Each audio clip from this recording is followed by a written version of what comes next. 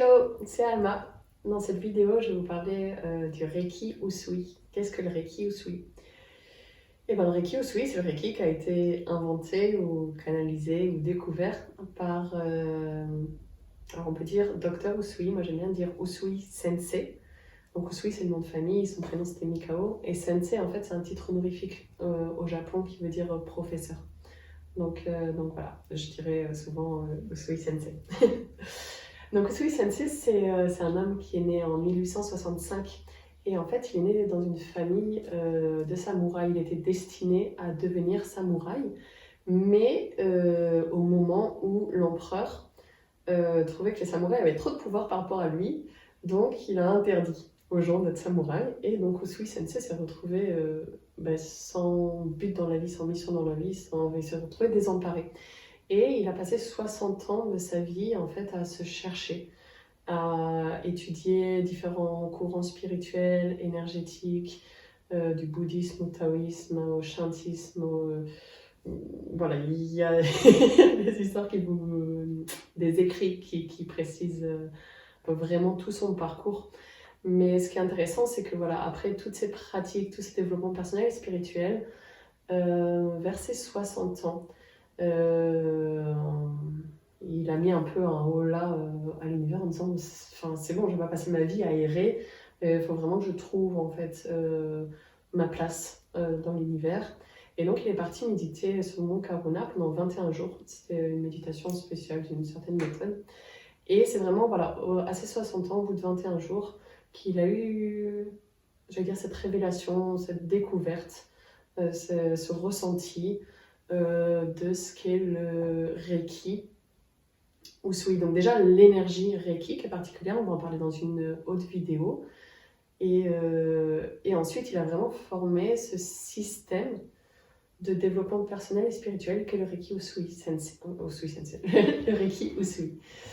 Dans ce système de développement personnel et spirituel, en fait, il a vraiment repris tous les outils qu'il avait amenés sur le... Son but, en fait, dans la vie, c'était aussi arriver à l'illumination. Donc il l'a remis à la japonaise, un peu comme les origami, tout minutieux, tout clean. Il a créé vraiment ces systèmes de développement personnel et spirituel avec 5 outils, 5 joyaux.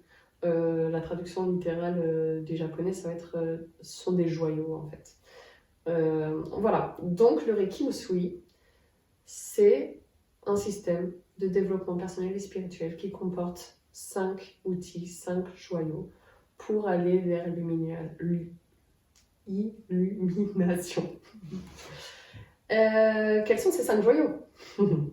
Et bien en premier, on a les méditations. Donc il y en a plusieurs qui font partie du système Usui Sensei. Ce sont des méditations qui vont préparer le mental à se focaliser et qui vont aussi, voilà, elles se basent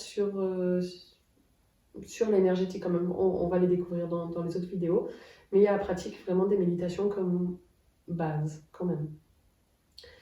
Ensuite, il n'y a pas vraiment d'ordre dans les joyaux, mais bon. Ensuite, il y a les préceptes. Donc les préceptes sont 5 conduites de vie, 5 choses à respecter, pareil, pour arriver à l'illumination. Donc j'en parlerai aussi plus en détail, mais pour moi, les préceptes, c'est aussi la description de ce qu'est l'énergie Usui, l'énergie Reiki. Donc on a les méditations et on a les préceptes. Ensuite, ou parallèlement, il y a la canalisation. La canalisation d'énergie. Donc ça, c'est ce qui de nos jours est le plus connu dans le Reiki. Donc en général, quand on parle du Reiki, c'est quoi le Reiki? Eh ben, on canalise de l'énergie. C'est un peu le magnétisme en fait. Donc effectivement, c'est un des 5 joyaux du Reiki Usui. La canalisation, c'est quoi? C'est cette capacité à se brancher sur une source infinie d'énergie que Usui Sensei a découvert pour nous et de la laisser nous traverser un peu comme un tuyau d'arrosage et de la mettre à disposition d'autrui ou de soi-même. Au départ, le Reiki Usui, comme j'ai dit, c'est un système de développement personnel et spirituel. Donc voilà, la canalisation au départ, elle est quand même utilisée sur soi pour nous aider à atteindre l'illumination. Ça, c'est vraiment... Et au niveau 1, voilà, c'est plutôt ainsi qu'on l'utilise. La canalisation, c'est vraiment un petit coup de boost énergétique pour nous aider à aller vers l'illumination. Donc je recommence, nous avons les méditations, les préceptes, la canalisation d'énergie. Ensuite, dans ce système, on a aussi les harmonisations. Alors les harmonisations, elles ont évolué avec le temps.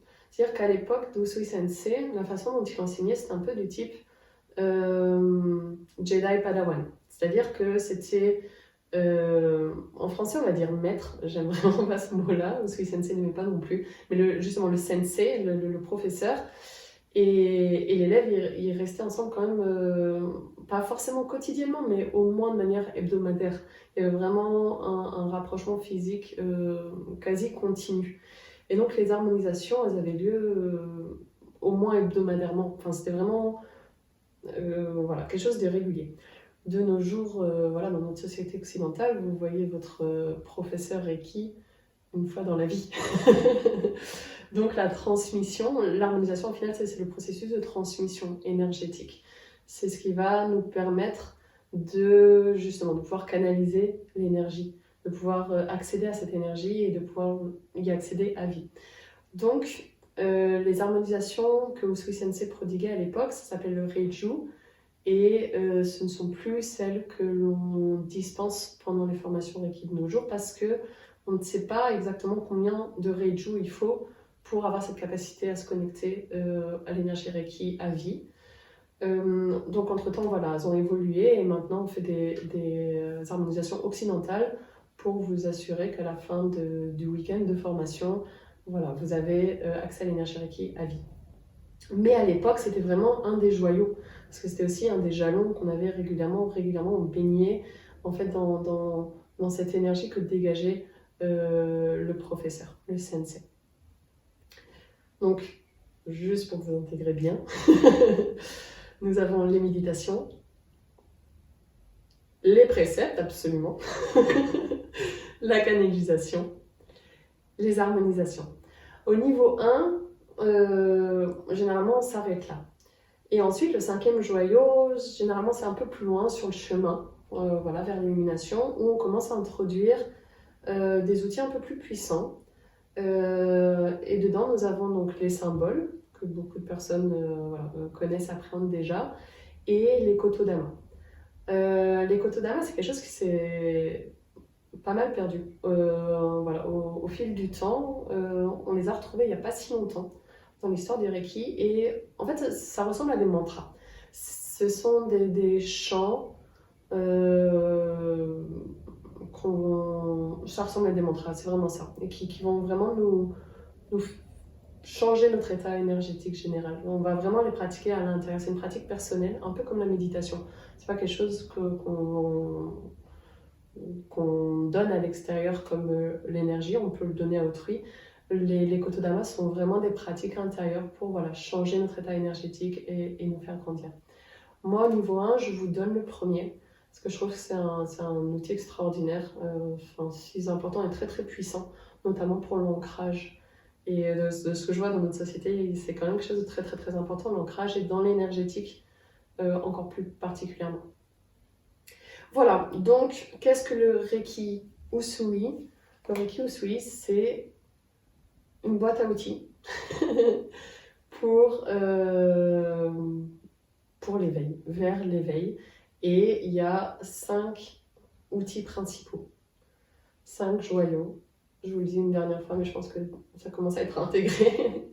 Nous avons donc les méditations, les préceptes, la canalisation d'énergie, les harmonisations et les symboles et les kotodama.